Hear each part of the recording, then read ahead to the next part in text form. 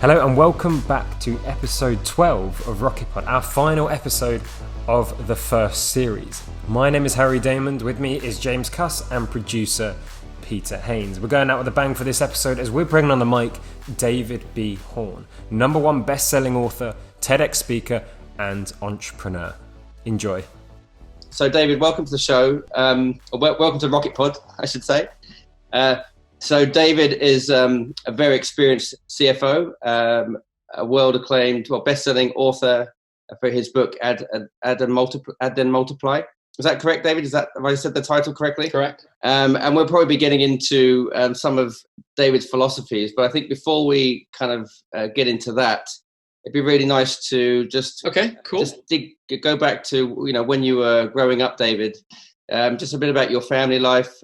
Sure. Okay. I know you're Canadian for our listeners out there. So grew up in Vancouver. And so just tell us about your journey, really, from a young boy to where you are today. And then we can dig into some of the things that kind of light you up. And anything that you feel that our listeners would really get a lot of value from. Because as I mentioned earlier, looking to inspire. Yeah. Okay. So I'm the youngest of four. Four kids. My older siblings are 4, 8, and 10 years older than me. So as a family, we were quite spread out. They like to think that I was the spoiled youngest child. I think that I was the one who had to work the hardest. But hey, whatever. Growing up, looking at things like what got me interested in business and what got me interested in other stuff. When I was 12 years old, I had a paper round, and in Canada, paper rounds work differently than in the UK. So in Canada, the papers would get delivered to a sort of a local substation, if you will, and a bunch of kids would show up, and the papers would be delivered at about 4 o'clock in the morning, and the kids would show up around 4:30 and collect their newspapers and then go around and deliver them to all the houses that they had. I did mine on a bicycle. And then at the end of the month, you would go round to all of your customers and collect their monthly subscription payment. And so I think that's quite different. Whereas in the UK, it's all paid for through a local news agent, and then the kids just deliver the paper. And I think for me that was a key lesson, because it taught me first of all about dealing with money, and secondly about dealing with customers. And funny little stories like, I had an old lady on my round, and she said, it was really difficult for her to bend down and pick up the newspaper off her front porch. Could I put it in the mail slot? And so I put the thing into the mail slot. Well, every month after that, in addition to paying me, I got a $5 tip.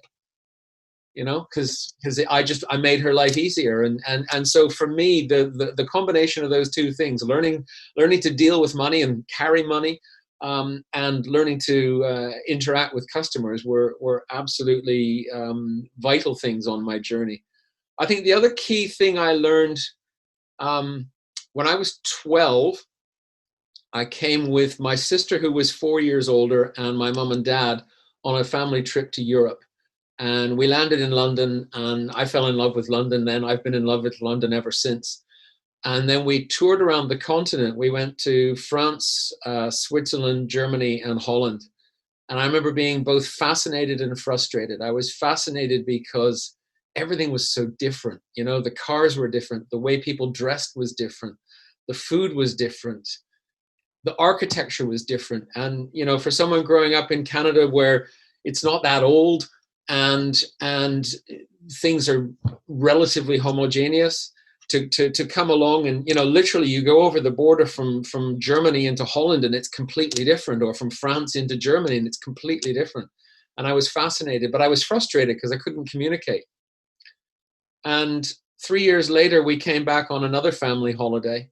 By this time, I'd done 3 years at high school, and I'd done 3 years of French and 2 years of German at school. And that just opened another world for me, because I was able to communicate, maybe not have geopolitical discussions, but I could ask for directions. I could read a menu and order food, and all of those normal day-to-day kind of things I could do. And I remember at the ripe old age of 15, deciding that one day I would live in Europe And 10 years later, in 1987, my wife and I moved from Vancouver to Zurich, Switzerland.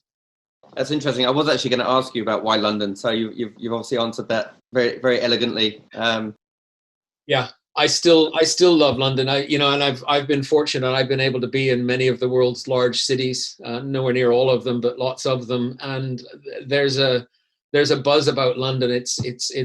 There's something electric about London. I feel it every time I'm in central London. That's fantastic. It's funny. Earlier on, Harry and I were talking. Harry and Peter and I were talking about having different environments inspiring different trains of thought.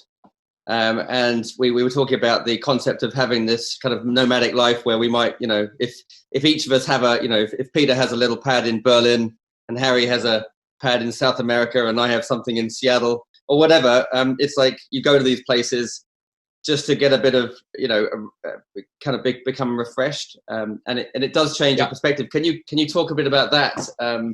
By living in Europe and obviously growing up in Canada, do you agree with that? Do you have any first-hand experience of maybe an idea that's come in a totally different environment? Completely. No, I mean, travel opens your mind to new ideas, and that's always a great thing. And learning another language, learning about another culture, learning about day-to-day life for other people. And, it's really interesting when my wife and I travel these days, we might go to one or two museums if we go to a new city, but most of the time we just walk around the city and stop and sit and have a coffee and absorb life.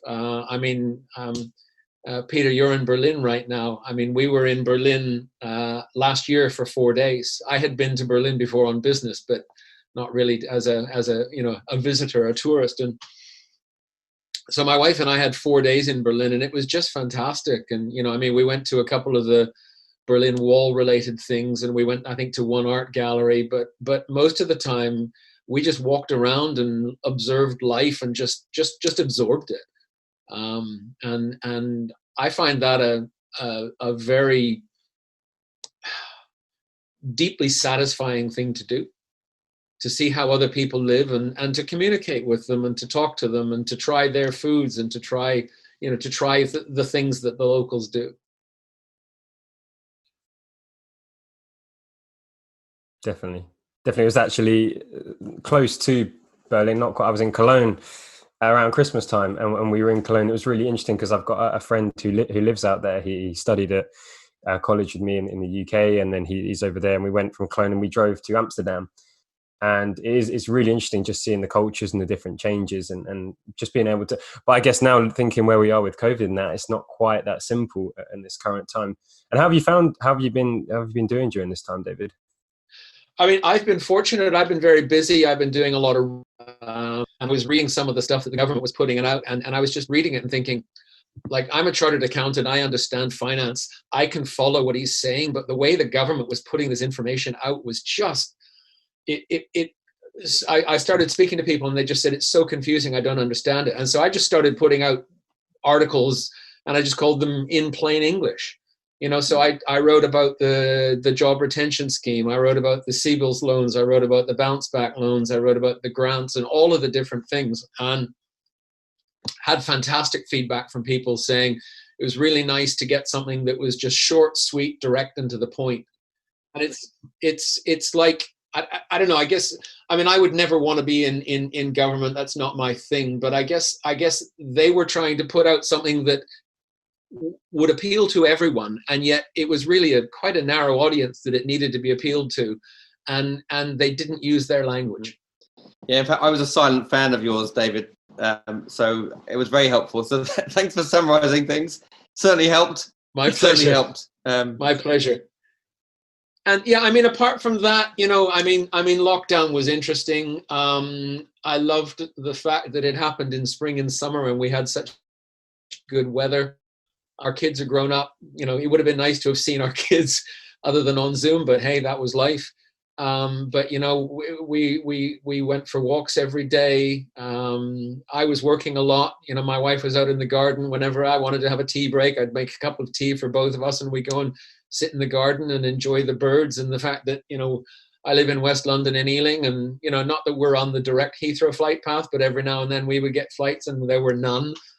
And the sky was so blue and the air was so fresh. And actually, it's interesting. So all the pain and suffering. I would have hated to have been alone in a flat. Mm-hmm.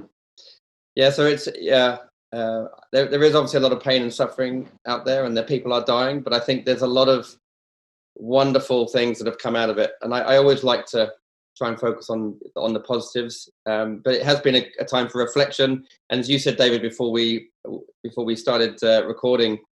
The fact that we have the technology to be able to engage in this way, if it happened 25 years ago with dial-up, we would have been in a different boat. But I think for some folks, it's certainly harder if they're stuck in a flat.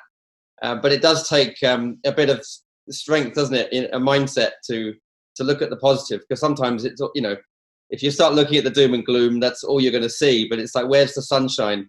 And there is a lot of sunshine, even reflecting with your family and friends and bringing people back together.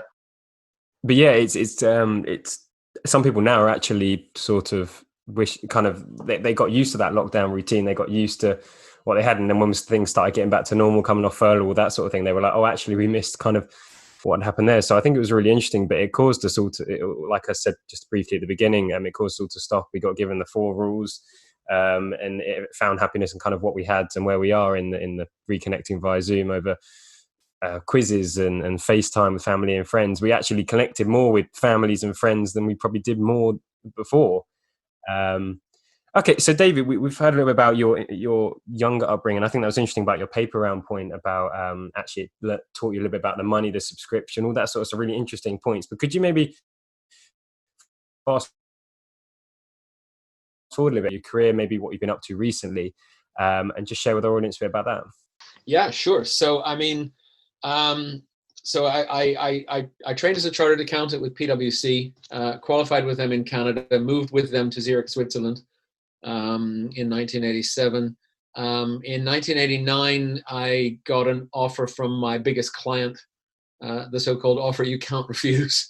And so I left PwC and became the financial controller at the Swiss subsidiary of NCR, a big international IT firm, probably best known these days for their hole-in-the-wall machines. And spent 4 years with NCR in Switzerland, and then moved with them to London in '93. During that time, NCR was taken over by AT&T. So that was kind of my first exposure to the world of mergers and acquisitions. And that was a particularly messy one, but I don't need to go into that here. And then I left after, I guess, 8 years in total with NCR/AT&T, 4 in the UK and 4 in Switzerland. I then spent 3 years in a brand new role in a brand new department in the BBC, which was a fascinating experience. I have the utmost respect for BBC in terms of everything it puts out as media. But as an organization to work inside, the BBC and I were not a good fit. And so I left them at the end of 1999, thinking, hey, I'm going to get a job with the .com. And thank goodness I didn't. And then the next 10 years, from sort of 2000 to 2010, I ended up in CFO roles for 3 very different organizations. One was an international PR agency group.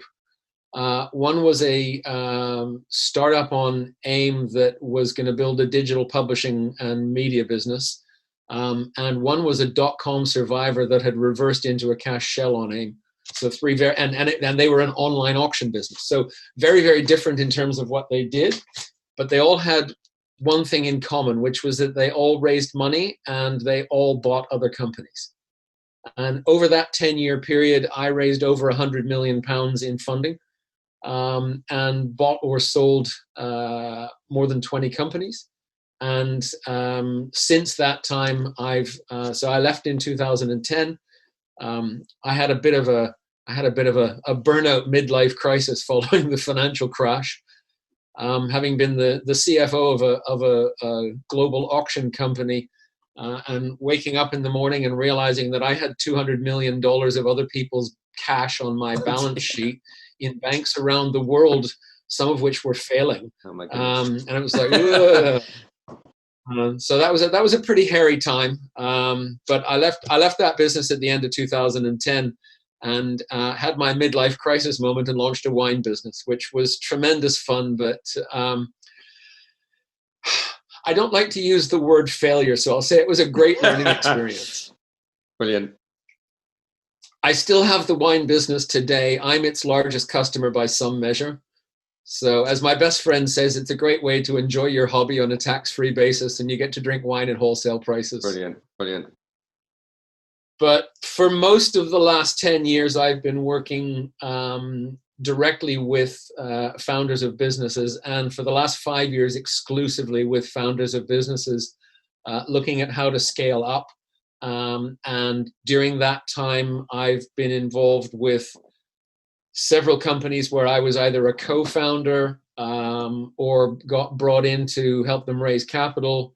The numbers aren't as big, but in the last 5 years, I've raised probably £4 or £5 million in debt and equity funding. And I've bought 1, 2, 3 companies for one client, and am in discussions currently about a couple of other acquisitions for potential clients. I'm also in discussions with 2 clients about selling their businesses. You're putting what you learned into practice. And actually, for our listeners out there, exactly. David does detail a lot of these acquisition stories in his book, Add Them Multiply. So you have to check it out because it is a fascinating read to actually put these principles into practice. So David, I have a question for you. So what lights you up? What lights me up? Wow. Personally, professionally, both. What lights me up? What lights me up is my family, my wife and my 2 girls. Spending time together with them. I mean, that was one of the cool things about lockdown, because my daughters are grown up now. They're 27 and 30. And during lockdown, normally my wife and I go back to Canada for a month. And during lockdown this year, obviously we couldn't. And then when things got relaxed a bit, we ended up doing a couple of holidays in the UK with our daughters and their partners. And that was really, really a lot of fun. Really, really enjoyed that. So yes, family light. Good music lights me up. And you know, the opportunity to connect with people who are interested in growing, and the opportunity to give them something that might be a little different from what they've otherwise seen. You know, you Google, you know, business growth, and you'll get all sorts of articles about sales funnels and digital marketing and pay-per-click and Facebook ads and all of these things. And they're all good things. But a lot of small businesses don't think about, well, what could I do to raise some money and buy someone? And when I start talking with people about that and they hear that, they kind of go, well, how can I do that? You know, how can a small business raise money? Well, you know, again, in the age we're in now with things like crowdfunding and stuff, the opportunities for small businesses to raise capital and look at buying other companies. And, you know, maybe you're going to buy a competitor, maybe you're going to buy an upstream supplier, just something that can help to expand that that position. And as I talk about in the front section of the book, you know, if you look at organic growth, and once you get kind of to an established size, let's say over £1 million in turnover, it's hard to grow at more than 20-25% per annum. It requires a lot of effort. It requires a lot of just slogging in and all of that. And, you know, raising capital and buying another company that is already there and in existence can double you overnight. And I mean, the most detailed case study that's in the book, and I cover the entire 3 years that I was with the company, was an AIM-listed business in the digital publishing digital media and publishing sector. And when I joined that company, our sales were 1.1 million, and profits were about 400,000. When I left 3 years later, sales were 27.7 million. And profits were 4.5 million. So we grew our top line 25x, and our profit line, I think, 11x in 3 years. You can't do that with organic growth, unless you're really lucky and in a very hot sector. Yeah. So, David, you mentioned about so we're talking about the book, and obviously these are the transformation you just mentioned about. Could you actually tell us? I'd like to learn a bit more about the book, and I guess you talk about this methodology of FACE, so it's the fund, acquire, consolidate, exit model. For those listeners that may be a bit more interested in the book and a bit more about your story, would you just give us a quick insight into maybe why you wrote the book, what it's about, and then also about this methodology? So I guess it kind of comes back when James said that we were introduced by a mutual contact, Daniel Priestley. I had done a program that Daniel runs, and it's called Key Person of Influence, an excellent program. And one of the things that they encourage on that is that you publish things. So whether that's a blog or a podcast, or just get content out into the world. And the core element of the publish section of this program is to publish a book. And I had been talking about this since I completed the program in 2015. And I know when James and I first met, I was like, oh yeah, I'm going to write a book. And yeah. Well, I sound like. And I had been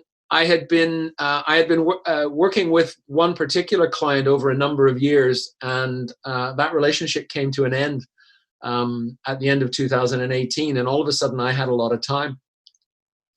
And one of my other clients gave me a friendly kick up the bum and said, I know you want to do more public speaking. I'm running an event in June.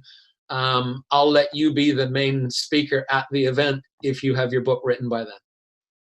So that was a perfect incentive. He knew I had the time. He knew I had the content. He knew I just needed that friendly kick up the bum. And he provided it. And that's my friend Drew Shaw. Oh, brilliant. That's brilliant. So what was the time frame? So how long did you give yourself to write it?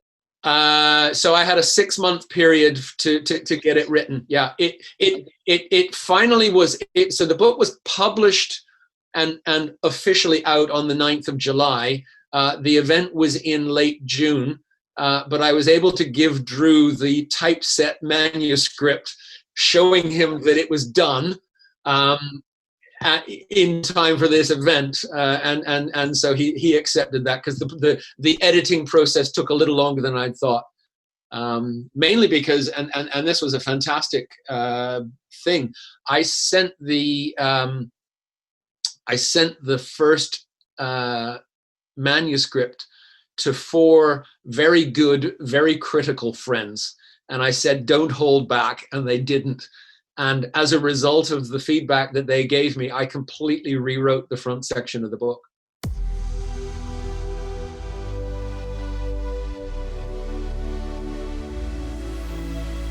I'd like to take this moment to introduce to you our sponsor, Flexi, the must-have app to track and manage your subscriptions in one place.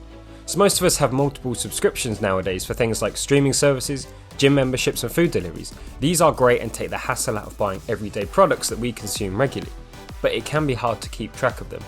That's where Flexi comes in handy, using super secure technology to connect your accounts to see all your subscriptions in a single dashboard, putting you in control of your spending. And what's more, Flexi's subscription marketplace allows you to discover new products you may love, all easy to pause, resume or cancel in a swipe or two. So give Flexi a try. It's free to download from the App Store, or check out their website at www.flexiapp.uk. That's FLEXY app.uk. Back to the podcast. Interesting.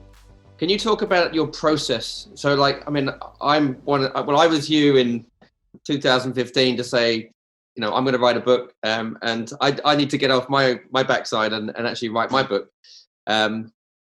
And certainly this podcast has been inspiring because, we're speaking to a lot of really interesting people. So I'd like to share some of the stories that we're learning about. So could you just talk to our listeners about what was required and how you planned your day? Because I'm just interested from a personal point of view, but also, if one of us, so all those folks out there that would like to write a book, what should they expect, and what would you recommend just from going through it yourself? Writing comes in fits and starts. I had some days where I struggled to get 100 words written. I had other days where I was just touched by the muse and 5,000 or 6,000 words just flowed out of me.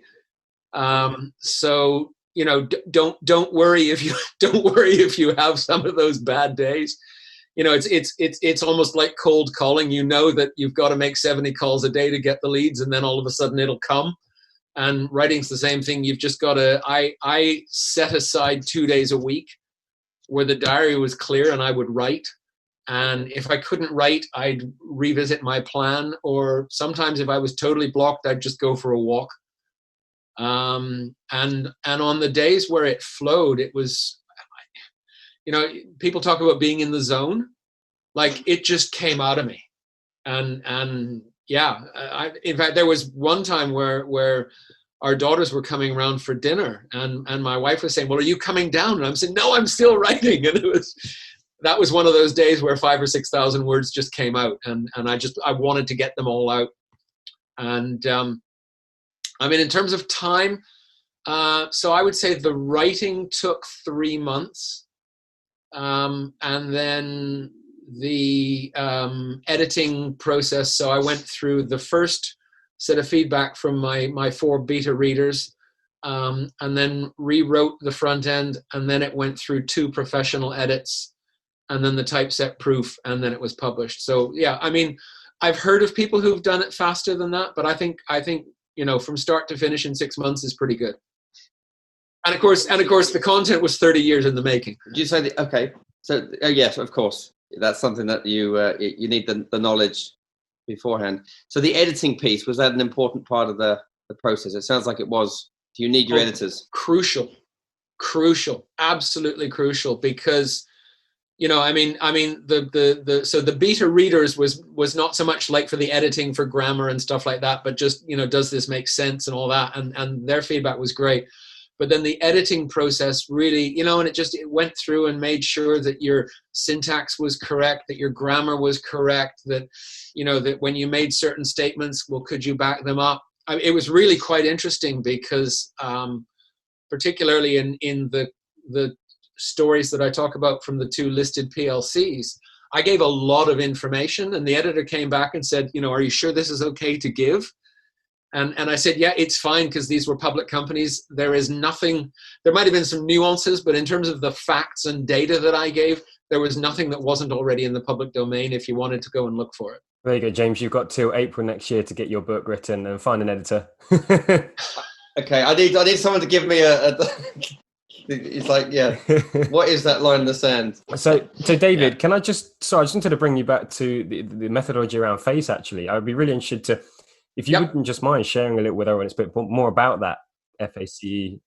Sure. So, FACE is fund, acquire, consolidate, and exit. And so if you look at each of the 4 stages, fund is all about how do you get money into a company. And, you can raise sales and bring that in, but there's lots of books that talk about that. You can look at grant funding, and I know, Harry, you got some grant funding or some prize funding for some of your early venture stuff. There are fewer books about that. There are some people who specialize in it. It's not really my field, but I talk about it very briefly. And then the other 2 key areas that you can get funding into a business are through either raising debt funding or raising equity funding.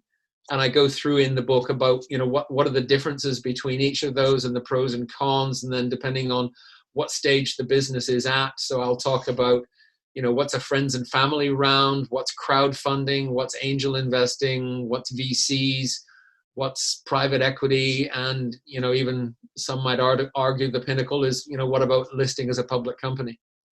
And I just talk through with, practical real life examples at each of those different stages. And in fact, that was one of the best pieces of feedback that I got from my beta readers. It was actually from my nephew, who's an IFA in Canada. And when he wrote back and he said, your chapter on funding is really boring. And we had a conversation about it. And as a result of his feedback, I created this fictitious company called ABC Limited that was run by Annabelle, Brian, and Charlie. And as Annabelle, Brian, and Charlie's company grew, I took them through angel investing, venture capital, private equity, and doing an IPO. And as a result of that, it made it real. It made the theoretical part real.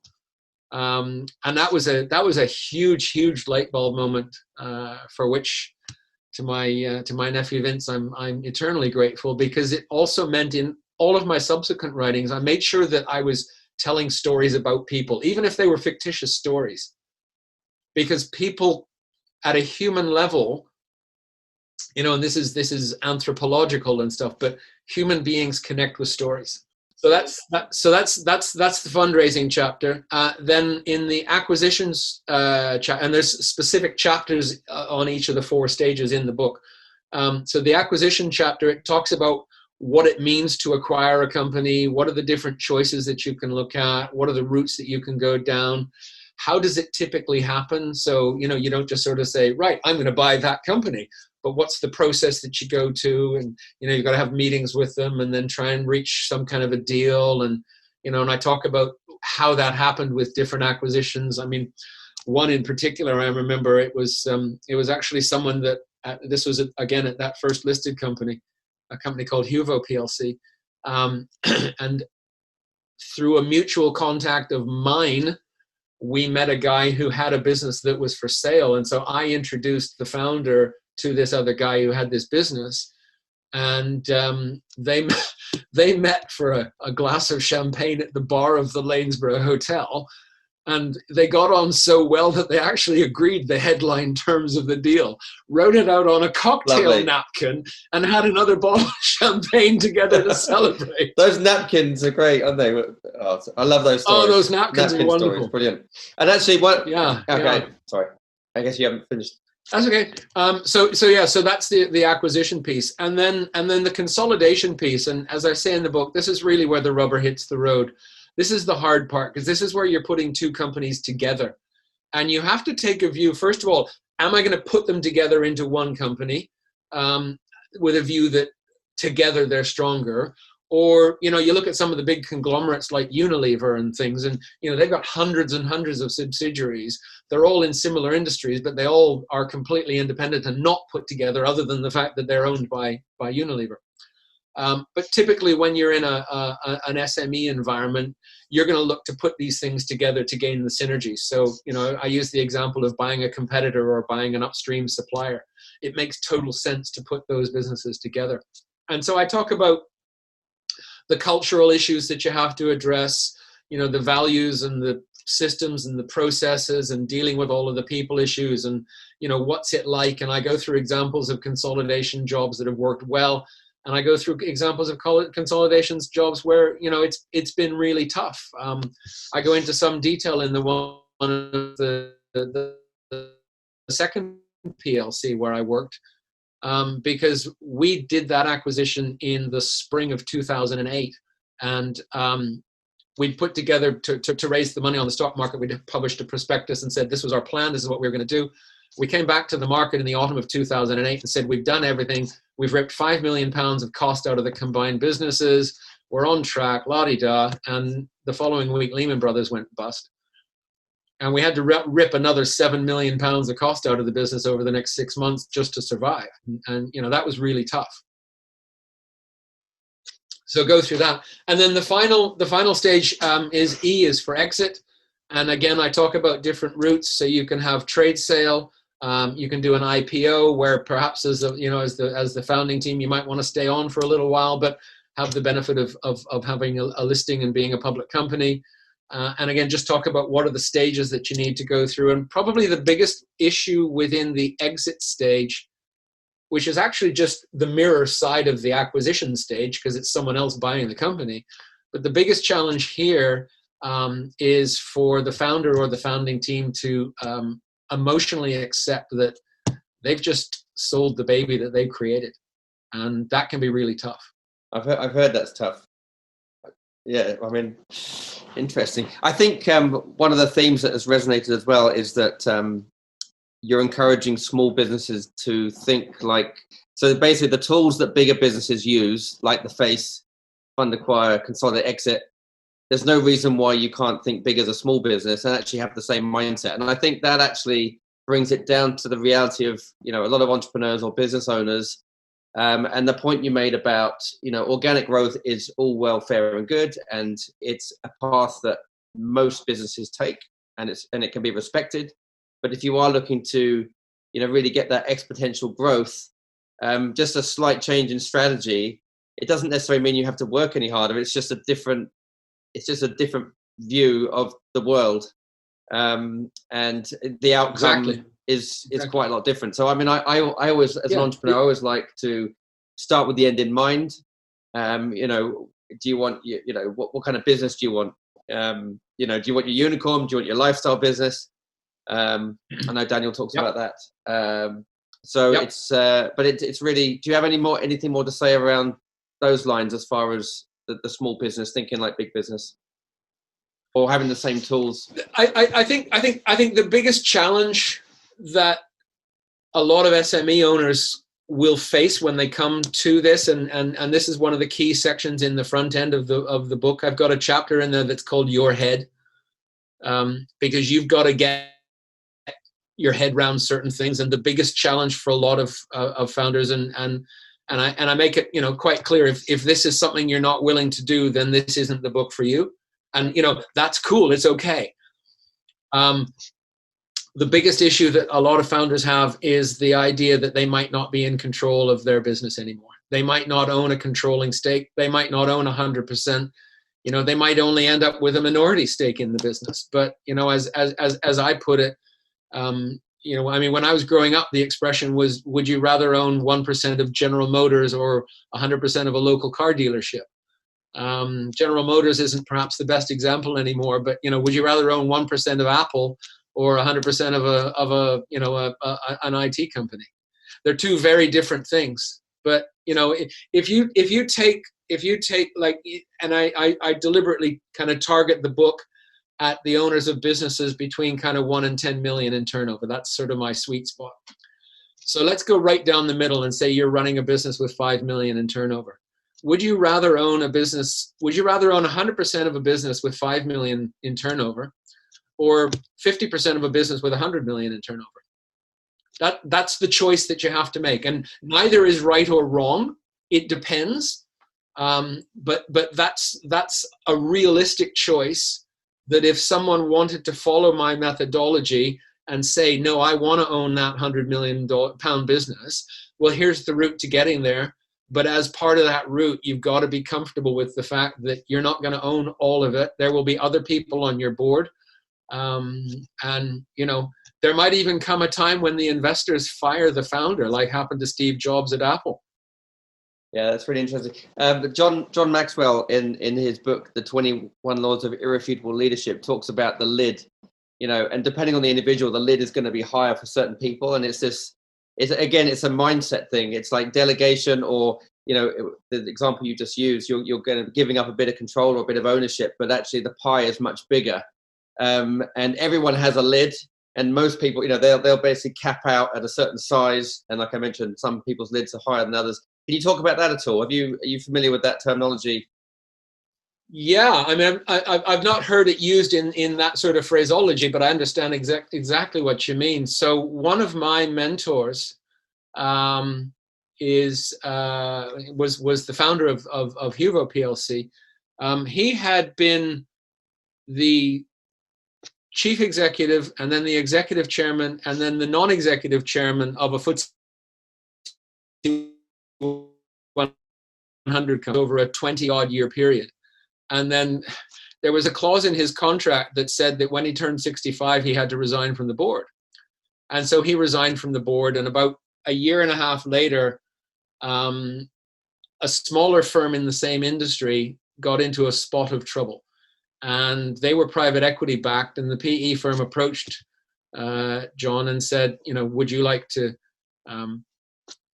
would you come in and be the chairman and help us sort this out? And the board of the FTSE 100 company said, no, he can't. It was in breach of his retirement restrictions and things. And so he couldn't. But then as soon as his retirement restrictions ended, John listed a new company on the stock exchange, raised £250 million, went out and bought 3 companies, and last year attempted a hostile takeover of the FTSE 100 company, which sadly didn't go ahead. But, there's a man whose lid's pretty high. Others, one of the guys that I'm working with now, where I'm the CFO of his business, a few years ago, we raised £500,000. When I first met Drew, he was a one-man band with a lot of kind of volunteers helping him create a movement and a cause kind of thing. And we raised £500,000 and created a team and created some structure and have built that business up. And last year, so we're a March year end. In last year's accounts for March of this year, which we've just finished, our EBITDA is more than turnover was before we raised the money. So those kind of growth stories are entirely possible, and that was 3 years. Okay, 3 years, and it's just. But you've got to start with the mindset, or you got to know where you want to go. And the interesting thing is that was the first time I was speaking on stage at an event. That was the first time that I publicly spoke about FACE, and Drew, the founder of this business, was in the audience. Very interesting. And David, what is mindset, and how is that? Why is it so important? Can you just quickly for audience, what does mindset mean to you? Why is that so important? Wow. So mindset is how you think. What? Wow. That's a good one. Good question, Harry. Yeah. So my mindset is what and how you think, how focused you are, how open or closed you are to distractions and other thoughts. I know some people who Drew, for example, is incredibly focused. He knows where he's going. And for a lot of people, they find it difficult to kind of distract him. Fortunately, through the work that we've done together, I found ways where on the occasion where I need Drew to really pay attention, he will. It's very hard to derail him off the journey that he's on, but every now and then I can do a little course correction. I'm gonna preface the question a little differently. So what does growth mindset mean to you? What does growth mindset mean to me? It means to me the acceptance and the willingness to try new things and go after opportunities with a view to growing, and not being afraid to fail. I think, and it's really interesting having grown up in North America, and I was in Canada. Culturally, Canada has huge influence from America, and in the entrepreneur culture in America, failing is sort of a badge of honor. I know some people who say, until you've lost your first business in a spectacular disaster, you haven't really run a business. And in the UK, it's coming around to that. But I remember the first time when I was a main board director of a listed company, and I remember talking to some people, and they were talking about this guy who was on the board of another company, and he had been a non-exec director, and he'd been very successful in his other career. And then he launched a new business and it failed. And he was asked by the board of that company to resign because they didn't want to have someone who had a failure on their board. And I think that's sad because, as I said earlier on, I think the word failure should be changed to learning. We all come into this world into this life, and there's no instruction manual. Our parents don't have an instruction manual. We don't have an instruction manual. We're figuring it out every day. We're creating life every day in the moment, and it's not always going to be a roaring success, and that's okay. Absolutely. And it was actually interesting. We had Liz Beck, who on I think last week on the Rocket Pod, and she made this really interesting point about when you're born, you're born.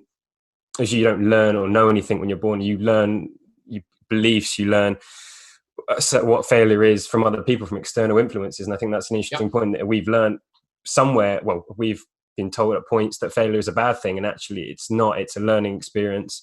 It's something that you have to have to develop and move on.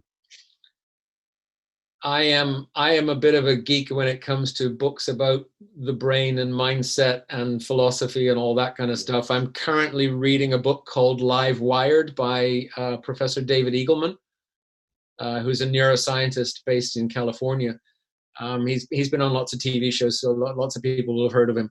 And his whole story is exactly what you say. You know, we're born and we have this amazing 3-pound lump of stuff inside our head that has the ability to adapt to whatever comes into it. So, you know, you could take identical twins, separate them at birth, raise one of them in the UK, raise the other one in Japan. The one raised in Japan will learn to speak fluent Japanese.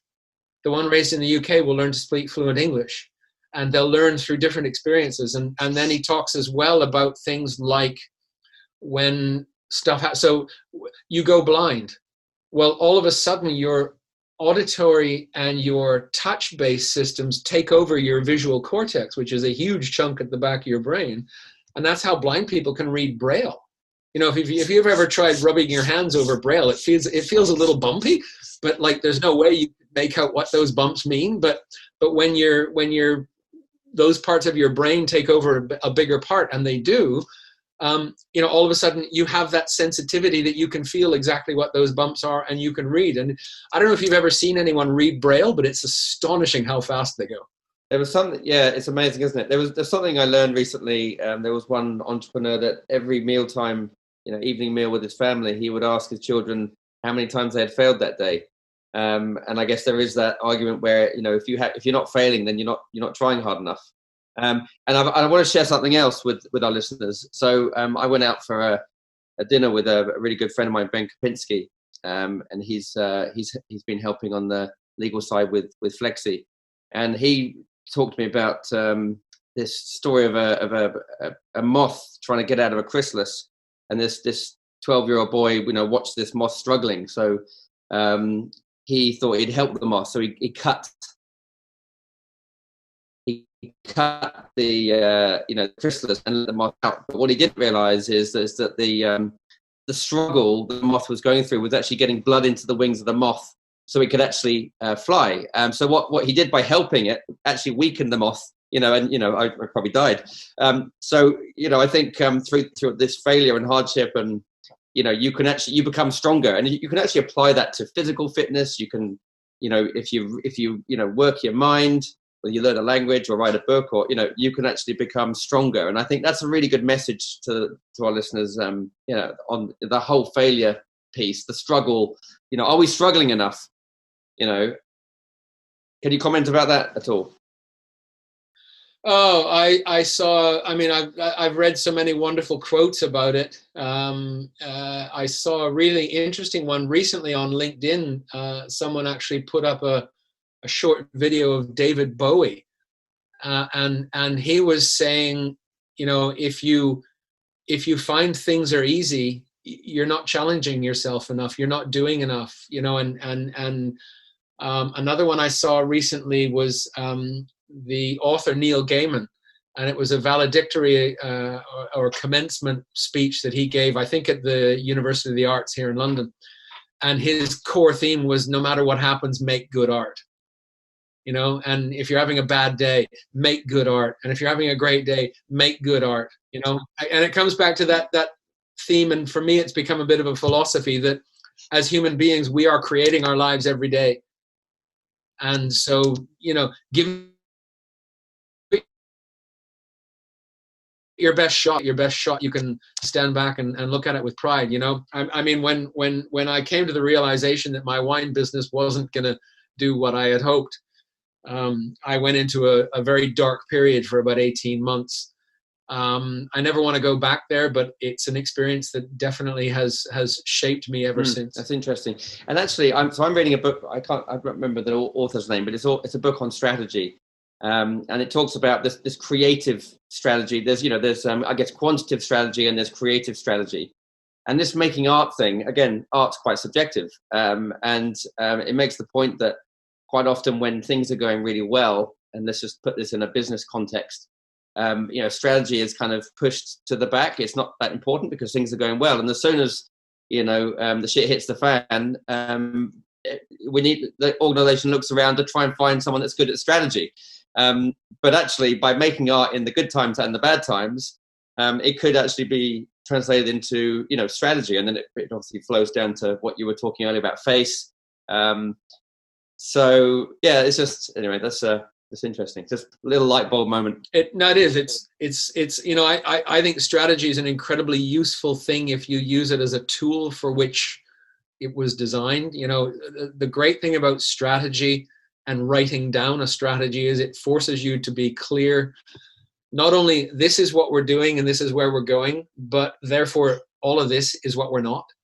And I think in my experience, the greatest benefit of having a written strategy, especially if times are bad, is having that clarity of we don't do this stuff. And for me, the experience of writing a book was hugely instrumental for me in terms of developing, well, this is what I do. And therefore, if this is what I do, I don't do this. And I have lots of clients who come to me and say, well, you know, can you sort of review my books and be my financial controller? Well, yes, I can, but no, I'm not going to. I know plenty of people, you know, if you want that as a service, I have plenty of people in my network who can provide that. This is what I do. That's interesting. And in fact, it just makes me think, so the exercise I've gone through this week I've actually painted myself a nice blackboard. I've got these nice colourful chalk pens. It's quite exciting. I've written on the board the things I'm not doing, because I want to start there. It is the opposite to what, you know, because, you know, whatever strategy you write, whether you actually, because sometimes you just do a 180. It's like, you know what, that doesn't feel right. I'm going to go this way. And then being able to respond to the environment is also an important part of strategy. You know, being blinkered onto just doing one thing. You know, it's the life of an entrepreneur, isn't it? That's brilliant. Exactly. Really good points, David. Really good points. So I guess we're getting close to coming to time. So thanks for sharing these little stories and just some of your philosophies. If you were to leave our listeners with one piece of advice, what would that be? Get out and see the world with open eyes and open ears, and relish every experience that you have as a result of it. Because by seeing and hearing and experiencing, we learn. Perfect. Great bit of advice. David, and actually just one thing from me. So for our listeners who maybe want to get in contact with you or follow your story, and we know that you've got a TEDx talk that you're doing on Friday, I think this week as well. So we're not sure when this episode is going to go live, but for those that maybe want to listen to that talk, want to get in contact, have you got a website? We just about to share a few details for them. Sure. The easiest way to find me is to Google David B. Horne. Horne spelled H-O-R-N-E. The B is important because there are several other David Hornes who compete with me on Google. There's the chief executive of what used to be Virgin Trains. There's a Scottish composer. There's a makeup artist, and there's a guy who has at least 50 gay novels on Amazon. And so make sure the B is my middle initial, and so David B. Horne. Google David B. Horne, and you'll find me. The book. My website is called addthenmultiply.com, but David B. Horne and all my LinkedIn, my Twitter, and all of that stuff is on there. Perfect. That's the easiest way. And Peter, you've been very conspicuous in your silence. Do you have any burning question for David before we wrap up? I had a question about the routine of writing, and James kind of got in on that one. Maybe a question about when you were saying you were involved in a $200 million pound fund, kind of in the middle of the financial crisis, and kind of the weight of that. So I guess my question is, how do you separate kind of that huge weight of like a financial kind of burden and just a work burden? Like, how do you separate that from your personal life, and kind of what tools did you learn kind of after that? Because I can't imagine many people would ever have that kind of stress on them, but what kind of tools did you learn? Wow, that's a really good question. So I guess it would have been, I mean, when Lehman's themselves went bust, it was like a big shock. And then there was AIG, the insurance company, that had ended up getting a bailout. And then there were a whole bunch of other banks that were either failing or getting bailouts. And so I ended up, I woke up one morning, and I mean, you know, pardon my French, but I was shitting myself. Because, so we were an auction business, and so people were buying equipment at our auctions, sending money to us, and then we had a settlement process where we would keep our commission and then pay the people who owned the things. And I woke up this morning, after a couple of banks after a couple of banks in Asia had failed. And I wrote out to all of my team, we were in 23 countries around the world, and I said, please give me a list of all of the banks where we have money. And I got that list back that day, and I would say half of the banks I'd never even heard of. And it just sort of hit me as a realization that, oh my God, we have this level of responsibility. And as the CFO, ultimately I have it, to make sure that this money is safe. And we're in a situation where I don't know who these banks are. The local guys have always dealt with these banks and it's always been fine. But all of a sudden, this global financial crisis has put this into such a stark and different light. There was probably a period of a week or so when separating the stress of that from normal life was next to impossible. Because I felt the weight of responsibility. And I one of the first things I did was I contacted the chief exec and I contacted the rest of the board, and I just said, hey, I'm doing this. This is what we're finding out. I'll keep you posted on a daily basis as we get this information, because I felt that was the right thing to do. But yeah, it was a very, very stressful time. I think what I've learned since then is, as human beings, we can create more stress for ourselves than we need to. And sometimes you get into a situation where you've just got a complete shitstorm going on in your head, and that happens, and that's a human reaction. And what I've learned since is that you have to let it happen, but equally you can, to a degree, by recognizing that that's what's going on, you can also realize that once that settles, clarity will return. And when you have that clarity, you can tap into deeper parts of your mind and be more rational and be more logical. It's kind of like, they talk about the different levels of the brain. And when your reptilian brain, when the fight or flight thing kicks in because you're confronted by a saber-toothed tiger, well, the modern neocortex of your brain just shuts down, because you don't want to think, well, what strategically would be my choices here? It's either, am I going to fight this thing or am I going to run like hell? So yeah, as I said earlier, I geek out on anything that's related to the brain and psychology and philosophy, and I've done a lot of reading around that. So yeah, those are my thoughts on that's a long-winded answer to your question about stress. That's great. Also, do you have any, just you mentioned about books and reading, do you have any resources that you would like to share? So whether that's podcasts, books, YouTube videos, maybe like a couple. Yeah, sure. Apart from my book, of course. So books that have had a thing about Warren Buffett. I think Warren Buffett, in any entrepreneur should read Warren Buffett to just get a no nonsense, very plainly spoken, very uncomplicated. This is how I see life. This is how I see business. I think Warren Buffett is unquestionably one of my heroes. Any books by Daniel Priestley? We mentioned Daniel, who introduced me and James. My favorite of Daniel's books is called Entrepreneur Revolution. He recently released the 10th anniversary edition of that book. That's an excellent book, but any of Daniel's books are good.